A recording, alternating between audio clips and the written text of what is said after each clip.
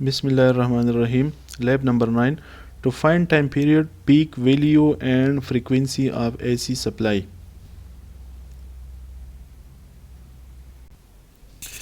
इस लैब में हमने एक AC वेवफॉर्म की पीक वैल्यू फाइंड करनी है। तो पीक वैल्यू क्या है, ये जो अपनी आखिरी यहाँ इस वीडियो पे जाता है तो इसको हम कहते हैं पीक वैल्यू। ये पॉजिटिव पीक है और ये क्या है, नेगेटिव पीक। तो पॉजिटिव पीक और नेगेटिव पीक के दरमियान जो वोल्टेज होता है इसको पीक टू पीक कहते हैं। हमने यहाँ पर सिर्फ पीक वैल्यू फाइंड करनी है। फिर उसके बाद है टाइम पीरियड। तो टाइम पीरियड एक वेव को कंप्लीट होने के लिए कितना टाइम रिक्वायर्ड है, सही है। तो ये यहाँ पर 0 से लेके यहाँ तक जितने नंबर ऑफ बॉक्सेस कंप्लीट होते हैं तो इसको हम कहते हैं टाइम पीरियड। और फिर उसके बाद है फ्रीक्वेंसी। तो जो ऑसिलोस्कोप की स्क्रीन है उस पर क्या होते हैं, इस तरह हॉरिजॉन्टल लाइंस भी होते हैं और वर्टिकल लाइंस भी होते हैं यहाँ पर, सही है। तो पीक वैल्यू फाइंड करने के लिए हम क्या करते हैं, यहाँ पर कितने बॉक्सेस इसने कवर किए। फॉर एग्जांपल यह है 1 2 3, नंबर ऑफ बॉक्सेस कितने हैं, 3 है। तो नंबर ऑफ बॉक्सेस 3 है। और यहाँ पर जो नॉब होता है सेलेक्टर नॉब, इसमें डिफरेंट ऑप्शंस होते हैं। ये हम प्रैक्टिकली फिर लैब में फाइंड करेंगे। फॉर एग्जांपल यहाँ पर मैंने सेलेक्ट किया हुआ है 1, ठीक है। तो 1 वोल्ट पर डिवीज़न, सही है। अब नंबर ऑफ डिवीजन्स कितने हैं, 3 है। तो इसको इसके साथ मल्टीप्लाई करेंगे, क्योंकि यहाँ पर ये 1 वोल्ट वाला मैंने सेलेक्ट किया तो ये 1 वोल्ट, 2 वोल्ट और 3 वोल्ट। तो पीक वैल्यू कितनी हो गई, 3 वोल्ट्स, सही है। क्योंकि यहाँ पर सिलेक्शन मेरी है 1 वोल्ट। अगर यहाँ पर मैंने 5 वोल्ट वाला सेलेक्ट किया हुआ है तो इसका मतलब ये है कि यहाँ पर 5 वोल्ट है, फिर 10 वोल्ट और फिर 15 वोल्ट। तो पीक वैल्यू कितनी आएगी, फिर 15 वोल्ट आएगी। अगर यहाँ पर 1 के बजाय 0.5 मैंने सेलेक्ट किया हुआ है तो फिर नंबर ऑफ बॉक्सेस को हम 0.5 के साथ मल्टीप्लाई करेंगे। फिर उसके बाद हम टाइम पीरियड फाइंड करते हैं। टाइम पीरियड के लिए जो हॉरिजॉन्टल बॉक्सेस है उसको हम फाइंड करते हैं। फॉर एग्जांपल है ये 1 2 3 4 5 6, रफली हम इसको लेते हैं यहाँ। तो नंबर ऑफ बॉक्सेस कितने हैं, 6 है। और जो टाइम पीरियड वाला नॉब है उसको मैंने सेट किया है फॉर एग्जांपल 0.1 सेकंड पर। तो इसको हम क्या करते हैं, 0.1 सेकंड ये वाला मैंने सेलेक्ट किया हुआ है टाइम पर डिवीज़न में जो नॉब है मेरा। और नंबर ऑफ हॉरिजॉन्टल बॉक्सेस 6 है।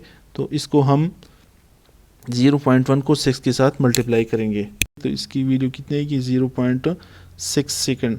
इसका मतलब ये है कि ये जो कंप्लीट वेव है कितने टाइम में कंप्लीट होता है, 0.6 सेकंड में। अभी से हम फ्रिक्वेंसी फाइंड करते थे, F = 1 / T।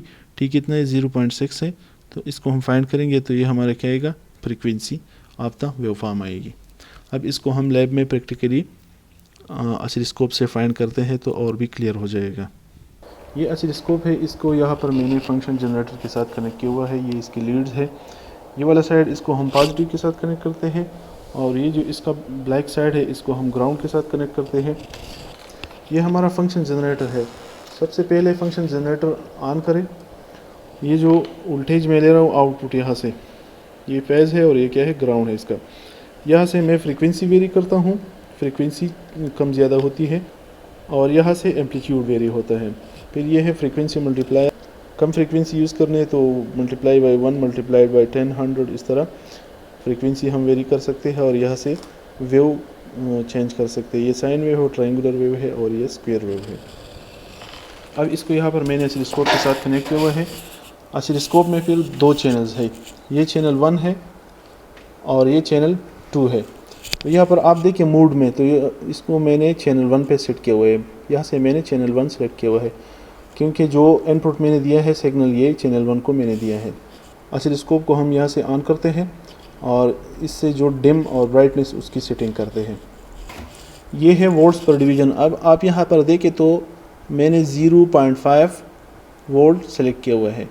0.5 वोल्ट पर डिवीज़न का मतलब ये है कि ये जो नंबर ऑफ बॉक्सेस है, यहाँ से ऊपर जाए तो ये एक बॉक्स है, स्क्वायर बॉक्स। तो वर्टिकल, अब ये जो बॉक्स मुझे शो हो रहा है इसको यहाँ पर मैंने 0.5 वोल्ट सेलेक्ट किया हुआ है।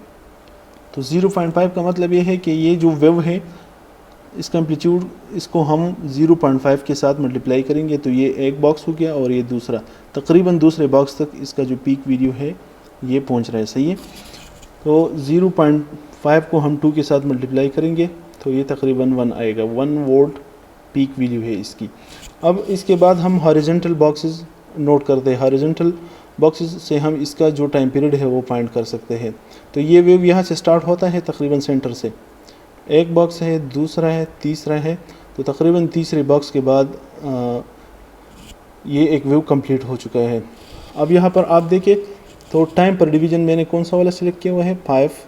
तो 5 के साथ आप मल्टीप्लाई करेंगे 3, लेकिन 5 है मिली, आप यहाँ पर देखिए 5 मिली सेकेंड, तो 5 मिली सेकेंड के साथ आप मल्टीप्लाई करेंगे तो ये 15 मिली सेकेंड में अपना एक वेव कंप्लीट करता है। तो ये इसका टाइम पीरियड है और फिर उससे हम फ्रीक्वेंसी फाइंड कर सकते हैं। ये इसकी हॉरिजॉन्टल पोजीशनिंग है। ये जो वेव है इसको मैं हॉरिजॉन्टल यहाँ से मूव कर सकता हूँ, सही है।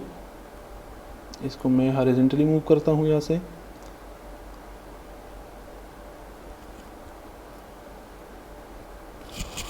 और यहाँ से ये जो टाइम पर डिवीज़न है इसको मैं चेंज करूँगा तो ये वेव मुझे नैरो या वाइड शो होगा, सही है। तो मैंने इस तरह सेट करना है कि ये जो वेव है ये मुझे एक कंप्लीट वेव शो हो जाए। तो इसमें देखिए तो एक कंप्लीट वेव शो होता है मुझे। अच्छा, फिर उसके बाद ये है मोड, तो चैनल 2 मैंने सेलेक्ट करना है। चैनल 2 पर मैंने इनपुट नहीं दिए, इसमें डुअल सेलेक्ट करते हैं, इसमें ऐड करते हैं, लेकिन हम सिर्फ चैनल 1 को ही सेलेक्ट करते हैं। ये इसकी वर्टिकल पोजीशनिंग है। जब इसको मैं रोटेट करूँगा तो वेव ऊपर और नीचे चला जाएगा।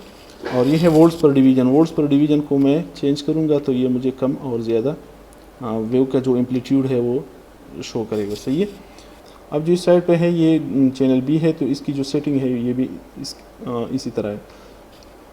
जब हम इसको इनपुट देते हैं तो यहाँ पर इसको हम वर्टिकली मूव करते हैं, ये वोल्ट्स पर डिवीज़न है, यहाँ से हम चेंज करते हैं। और ये है हॉरिजॉन्टल पोजीशनिंग, हॉरिजॉन्टली मूव करते हैं वेव को। और ये है टाइम पर डिवीज़न। ये 4-5 ऑप्शंस है जो बेसिकली हम यूज़ करते हैं यहाँ पर। अब यहाँ से मैं रीडिंग्स लूँगा और टेबल में वो वैल्यूज़ मैं यहाँ पर पुट करूँगा। पहले वोल्टेज को फाइंड करते पीक वैल्यू। पीक वैल्यू के लिए मैं वोल्ट्स पर division, number of vertical boxes, फिर पीक वैल्यू फाइंड हो जाएगी। फिर टाइम पर डिवीज़न है तो टाइम पर डिवीज़न के लिए वाला नॉब है।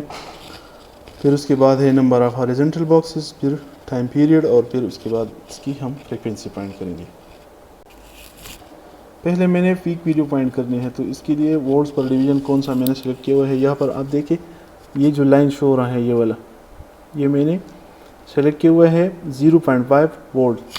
तो यहाँ पर मैं लिख दूँगा 0.5 नंबर ऑफ वर्टिकल बॉक्सेस। तो यहाँ पर आप देखिए यह सेंटर से स्टार्ट होते हैं 1 2। तो number of boxes, vertical boxes कितने हैं, ये एक साइड की पीक वैल्यू हम फाइंड करते हैं। नीचे फाइंड करेंगे तो वो नीचे वाला पीक और दोनों के दरमियान तो पीक टू पीक वैल्यू होगी। यहाँ पर मैं सिर्फ पीक वैल्यू फाइंड करता हूँ। तो ये 0 से स्टार्ट करते हैं 1 और 2। तो नंबर ऑफ वर्टिकल बॉक्सेस है 2। 0.5 को 2 के साथ मल्टीप्लाई करें तो पीक वैल्यू कितनी होगी, 1 वोल्ट। इसका मतलब ये है 1 वोल्ट।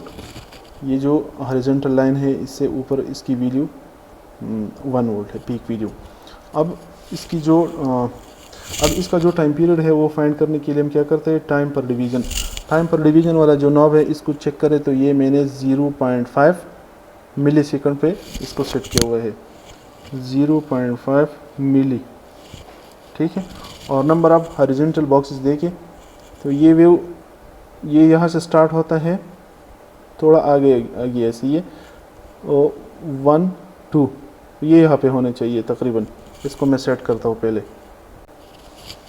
अब आप देखिए तो ये यहाँ से स्टार्ट होता है हाफ वेव और फिर यहाँ पर कंप्लीट वेव हो जाता है। ये यहाँ से स्टार्ट होता है, ये हाफ वेव है और ये फुल वेव। तो एक वेव कितने टाइम में कंप्लीट होता है, नंबर ऑफ बॉक्सेस कितने हॉरिजॉन्टली 1 2। इसको हम 2 के साथ मल्टीप्लाई करेंगे। 0.5 को हम तो 0.5 मिली सेकेंड को हम 2 के साथ मल्टीप्लाई करें तो ये है 1 मिली सेकेंड इसका टाइम पीरियड है। अब फ्रीक्वेंसी फाइंड करनी है तो f is equal to 1 divided by 1 millisecond. 1 millisecond का मतलब है 1 मल्टीप्लाइड बाई 1000 डिवाइडेड बाई 1। तो इसकी फ्रीक्वेंसी कितनी हो गई, 1000 हर्ट्ज़। तो यहाँ पर ये जो फंक्शन जनरेटर है इसका आउटपुट यहाँ पर मैंने ऑसिलोस्कोप के साथ कनेक्ट किया हुआ है। तो इसकी फ्रीक्वेंसी है 1000 हर्ट्ज़ और इसका जो एम्पलीट्यूड है वो है 1 वोल्ट। अब अगर इसको हम लिखेंगे 1 वोल्ट पीक वैल्यू है ये, अगर पीक टू पीक वैल्यू लिखेंगे तो 1 वोल्ट ऊपर है और 1 वोल्ट नीचे है, तो 2 वोल्ट पीक टू पीक इसकी वैल्यू है। अब इससे 2-3 रीडिंग्स मैं लेता हूँ और उसको फिर मैं टेबल में पुट करता हूँ। अब मैंने एम्पलीट्यूड भी चेंज किया हुआ है और फ्रीक्वेंसी भी चेंज की है। तो फ्रीक्वेंसी चेंज जब फ्रीक्वेंसी चेंज होगी तो टाइम पीरियड भी चेंज होगा। अब यहाँ पर आप देखें तो एक वेव कंप्लीट होने के लिए कितने नंबर ऑफ़ बॉक्सेस ये कंप्लीट करता है, 1 2 3। नंबर ऑफ़ बॉक्सेस कितने हैं, हॉरिजॉन्टल ये 3 है। तो यहाँ पर मैंने टाइम पर डिवीजन में 0.5 मिली सेकेंड सेलेक्ट किया हुआ है, 0.5 मिली सेकेंड, और नंबर ऑफ़ बॉक्सेस कितने हैं, 3। तो अब 0.5 मिली के साथ मैं 3 मल्टीप्लाई करूँगा। नंबर ऑफ़ हॉरिजॉन्टल बॉक्सेस है 3 और टाइम पर डिवीजन को मैंने सेलेक्ट किया हुआ है 0.5 milli multiplied by 3 is equal to 1.5 milli second, और 1 को डिवाइड करें 1.5 पर तो 666 हर्ट्ज़ इसकी फ्रीक्वेंसी है। ये फ्रीक्वेंसी यहाँ पर मैं चेंज कर सकता हूँ, यहाँ से ये फ्रीक्वेंसी मैं यहाँ से वेरी कर सकता हूँ। जब इसको मैं रोटेट करूँगा तो इधर आप देखिए जो वेव है वो नैरो होता जा रहा है। जब फ्रीक्वेंसी हाई होगी तो वेव नैरो होगा, टाइम पीरियड कम होगा, और फ्रीक्वेंसी कम होगी तो टाइम पीरियड ज़्यादा होगा, क्योंकि दोनों का इनवर्स रिलेशन है। और यहाँ पर मैं एम्पलीट्यूड चेंज कर सकता हूँ। आप एम्पलीट्यूड चेक करें, एम्पलीट्यूड मैं वेरी करता हूँ तो यहाँ से ये जो एम्पलीट्यूड है इसका वेरी होता है।